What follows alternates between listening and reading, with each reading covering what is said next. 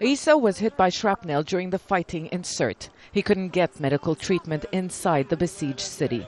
His sister Khadija is a nurse in Sirte hospital. She tells us the staff can't work because of the bombardment and there are barely any supplies.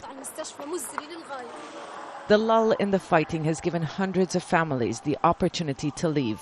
Conditions inside are no longer bearable, they say. It has almost been 3 weeks since the assault against Gaddafi's hometown. There is nothing in the shops. There is heavy bombardment. It is hard to get out because Gaddafi's men are stopping us. There are a few routes out, but they are still dangerous. The lack of fuel made it even more difficult to flee.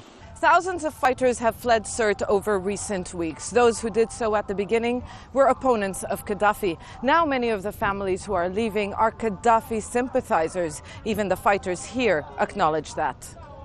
They search vehicles for weapons. According to some fighters and residents, many of those resisting inside Sirte are armed civilians.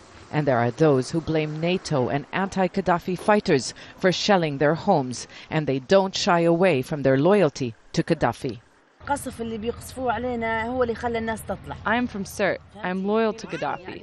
I'm not with the rebels and NATO. I was living in my house. The bombardment forced us to leave everything. But anti-Gaddafi fighters dispute that. They say they haven't advanced into Sirte and the nearby town of Abu Hadi because they don't want to kill civilians.